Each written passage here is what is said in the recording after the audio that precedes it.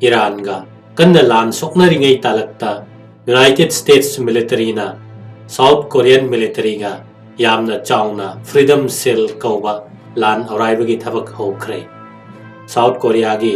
Joint Chief of Staff na phongdokkibagi matungina lagliba tang 18 phawba chathagadawriba lan auraiba sida South Korea na lan mi lising 19 lom saruk yagane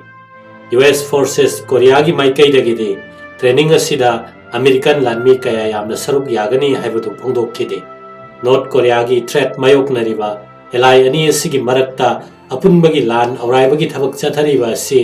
Iran gi mayokta soknabada support tawnabagi damak South Korea da leiba US military asset kara Middle East deploy tawkhre haina media na chingnaringai talaktani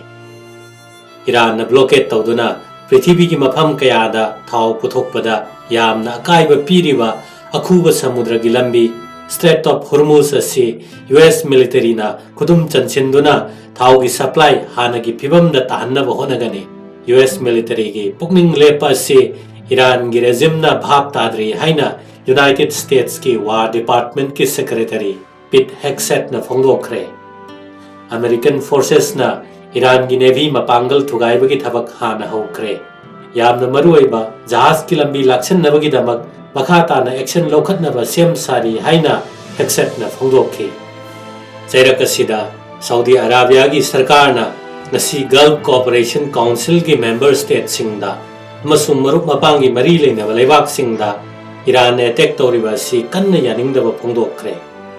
Saudi Arabia na masagi ngaksel ningkha tamba amasung miyambu ngakthoknabagidamak darkar oiba khongthang pumnamak lokhatnabagi hak lei haina Saudi gi foreign ministry na chaksinwa haikre Iran na makhata na attack tawba si lan kankhat hannanabane amasung masina lebak masel gi marida yamna thina sokhale civilian area airport amasung thau gi facilities sing da target tawba hibase ngaksel amasung tangdu leitaba kaihannanaba threat ne amasung international law thugaibani haina foreign ministry na haike North Korea gi dictator Kim Jong Un gi sakti yamna leibi machanupi Kim Yo Jong na ngasi malem gi oina yamna irang thokpa matam asida United States amasung South Korea na lan auraibagi thabak makha chathari haina kanna yaningdaba phongdokre North Korea da singnaraklabade yamna tamthiba phol mayoknagani haina mahakna warning tawkhe Iran gi mayoktasu lan tawriba United States military na ngarang South Korean military ga punna chahi gi oiba freedom seal exercise hokibagi matangda Kim Yo Jong na phongdokkiba warol amada yamna kanna yaningdaba phongdokhe Iran da thokliba lan gi matangda hakthengna panbadi tawdana Kim Yo Jong na malem gi ngaksel gi pibam yamna thuna kaitharakpa matam asida amasung international gunda singna mathong huktaba lamchat chatpagi prithvi gi mafam kaya da lan thoklingai talaksida US South Korea gi drill pangthoktuna tangdu leita daba kaihalli haina phongdokhe Iran gi mayokta military campaign hack tawbadagi ngasi phawbada Iran gi lanmi amasung commander lising amaga chamapal lom hatkre anoba Iran gi supreme leader su target tawroi haningai leite haina Israel gi military spokesman Efi Defri na phongdokre Iran gi attack ta Israel mioi amasu sikre madu tharaga lana sida sikiba Israel gi micham masing trani thoi yokre Lebanon da Iran gi proxy terrorist group Hezbollah ga lan songnabada Israel lanmi ani amasu sikre haina mahakna phongdokhe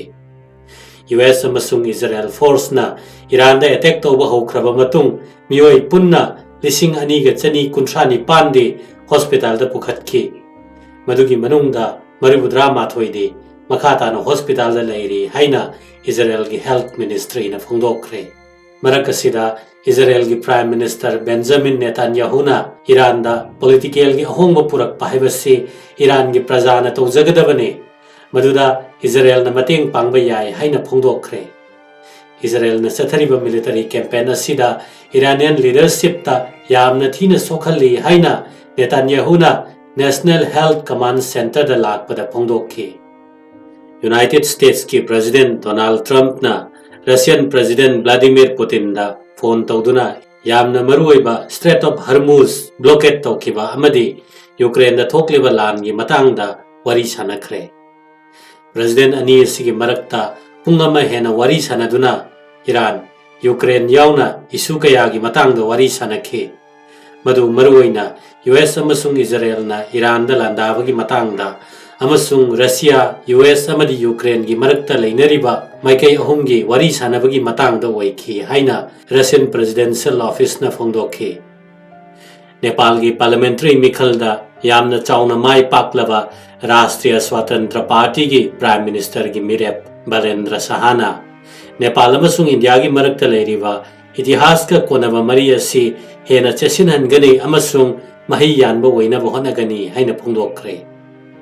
ꯃꯁꯥꯒꯤ ꯆꯍꯤ 35 ꯈꯛꯇ ꯉꯥꯏꯔꯤꯕ ꯁꯩꯁꯛꯄ ꯑꯣꯏꯔꯝꯕꯗꯒꯤ ꯄꯣꯂꯤꯇꯤꯛꯁꯇ ꯆꯪꯂꯛꯈꯤꯕ ꯕꯥꯂꯦꯟ ꯑꯁꯤ ꯅꯦꯄꯥꯜꯗ ꯑꯍꯥꯟꯕ ꯃꯗꯦꯁꯤ prime minister ꯑꯣꯏꯒꯗꯧꯔꯤ꯫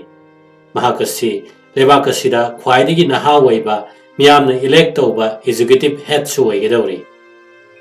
Interglobe aviation ꯂꯤꯃꯤꯇꯦꯗꯅ ꯆꯂꯥꯏꯕ ꯏꯟꯗꯤꯒꯣꯒꯤ CEO Peter ꯑꯜꯕꯔꯁꯟ resign ꯇꯧꯈ꯭ꯔꯦ꯫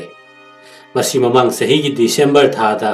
ꯂꯣ coast career ꯑꯁꯤꯗ ꯈ꯭ꯋꯥꯏꯗꯒꯤ ꯐꯤꯚꯝ ꯁꯣꯛꯅ ꯐ꯭ꯂꯥꯏꯠ ꯀ꯭ꯔꯥꯏꯁꯤꯁ ꯊꯣꯛꯈꯤꯕꯗꯒꯤꯅꯤ ꯍꯥꯏꯅ ꯐꯣꯡꯗꯣꯛꯈꯤ꯫ ꯑꯦꯌꯔꯂꯥꯏꯟ ꯑꯁꯤꯅ ꯍꯥꯏ ꯏꯟꯇꯔꯒ꯭ꯂꯣꯕ ꯑꯦꯚꯤꯌꯦꯁꯟꯒꯤ ꯃꯦꯅꯦꯖꯤꯡ ꯗꯥꯏꯔꯦꯛꯇꯔ ꯔꯥꯍꯨꯜ ꯚꯇꯤꯌꯥꯅ ꯃꯇꯝ ꯈꯔꯒꯤ ꯑꯣꯏꯅ ꯑꯦꯌꯔꯂꯥꯏꯟꯒꯤ ꯃꯦꯅꯦꯖꯃꯦꯟꯠꯀꯤ ꯊꯕꯛ ꯄꯨꯈ꯭ꯔꯦ꯫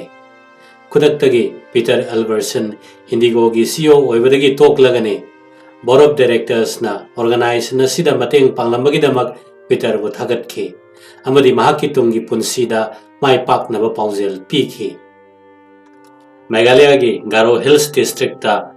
ꯒꯥꯔꯣ ꯍꯤꯜꯁ ꯑꯣꯇꯣꯅꯣꯃꯁ ꯗꯤꯁꯇ꯭ꯔꯤꯛ ꯀꯥꯎꯟꯁꯤꯜꯒꯤ ꯃꯤꯈꯜꯒꯤ ꯅꯣꯃꯤꯅꯦꯁꯟꯒꯤ ꯊꯕꯛ ꯇꯧꯕꯗ ꯇꯦꯟꯁꯟ ꯋꯥꯡꯅꯔꯛꯄꯗꯒꯤ ꯃꯣꯞ ꯊꯣꯔꯛꯄ ꯊꯤꯡꯅꯕ ꯍꯣꯠꯅꯕꯗ ꯁꯦꯀ꯭ꯌꯨꯔꯤꯇꯤ ꯐꯣꯔꯁꯅ ꯅꯣꯡꯃꯩ ꯀꯥꯞꯄꯗ ꯃꯤ 2 ꯁꯤꯔꯦ ꯍꯥꯏꯅ ꯑꯣꯐꯤꯁꯤꯌꯦꯜꯁꯤꯡꯅ ꯐꯣꯡꯗꯣꯛꯂꯤ꯫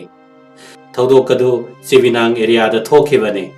ꯃꯐꯝ ꯑꯗꯨꯗ ꯇ꯭ꯔꯥꯏꯕꯦꯜ ꯑꯃꯁꯨꯡ ꯅꯟ ꯇ꯭ꯔꯥꯏꯕꯦꯜ ꯒ꯭ꯔꯨꯞꯁꯤꯡꯒꯤ ꯃꯔꯛꯇ ꯈꯨꯠ ꯊꯣꯛꯅꯔꯛꯈꯤ꯫ ꯄꯨꯂꯤꯁꯅ ꯅꯣꯡꯃꯩ ꯀꯥꯞꯄꯗ ꯁꯤꯔꯤꯕ ꯃꯤ 2 ꯑꯗꯨ ꯆꯦꯕꯤꯅꯥꯡꯗꯒꯤꯅꯤ꯫ ꯒꯥꯔꯣ ꯍꯤꯜꯁ ꯑꯣꯇꯣꯅꯣꯃꯁ ꯗꯤꯁꯇ꯭ꯔꯤꯛ ꯀꯥꯎꯟꯁꯤꯜꯒꯤ ꯃꯤꯈꯜꯗ ꯇ꯭ꯔꯥꯏꯕꯦꯜꯁꯤꯡ ꯑꯃꯁꯨꯡ ꯅꯟ ꯇ꯭ꯔꯥꯏꯕꯦꯜꯁꯤꯡꯒꯤ ꯃꯔꯛꯇ ꯈꯨꯠ ꯊꯣꯛꯅꯔꯛꯈꯤ